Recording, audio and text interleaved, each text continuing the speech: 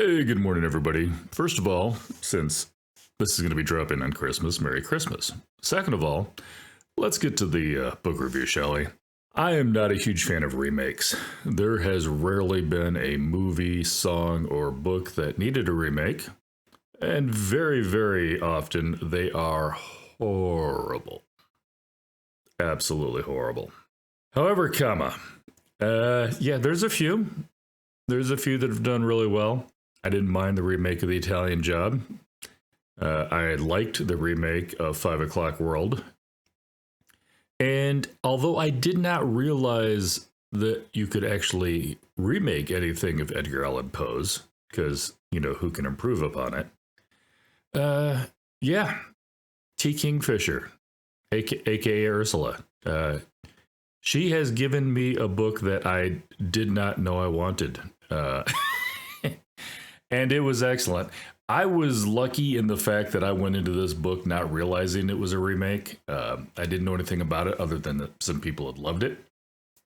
And I've never read a bad T. Kingfisher book yet. What can I say? So I went ahead and gave this a try. Super short. It's like 154 pages, 56 pages. It's 150 pages, give or take.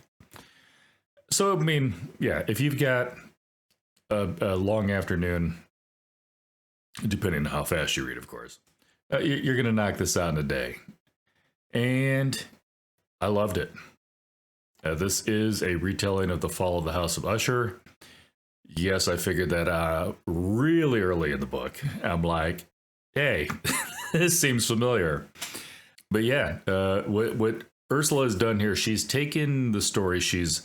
First of all, she writes it in such a way that it feels like the classic. The choice of words, the pacing, very, very much doesn't sound like a lot of her other stuff, at least the stuff that I've read. She definitely does sound like she is channeling her inner Poe.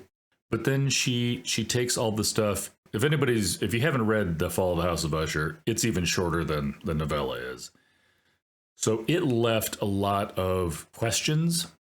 Not all of them did I know I need answered, but once I read it, I'm like, okay, then this is good.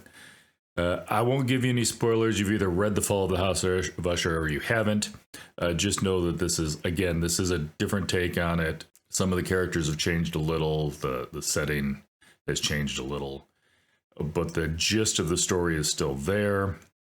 And like I said, she fills in those questions that Poe either just chose not to answer or left, open on purpose because he wanted people to decide.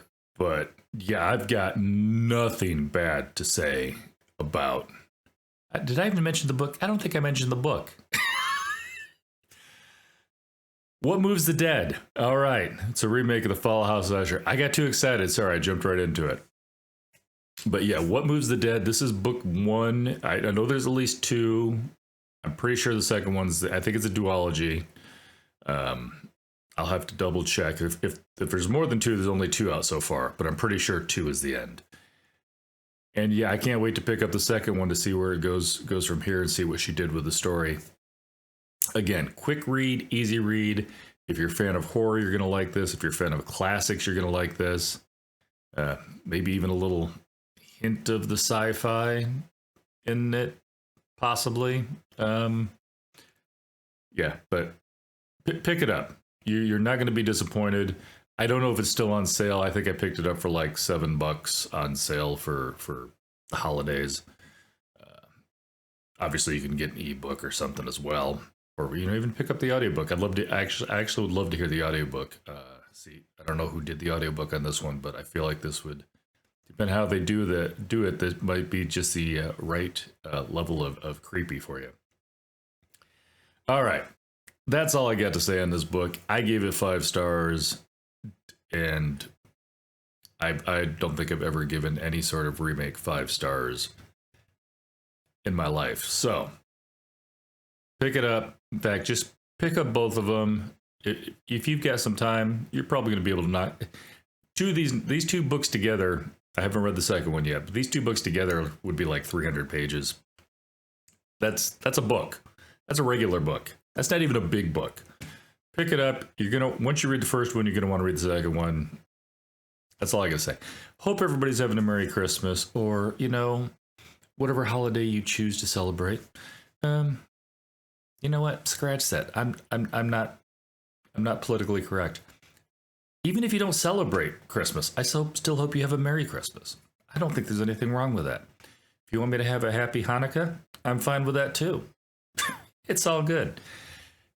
Be nice to each other. That's all I'm saying. Enjoy a good read, and I will catch you probably on Friday when I look at all the books I'm looking forward to in the month of January. Take care, y'all.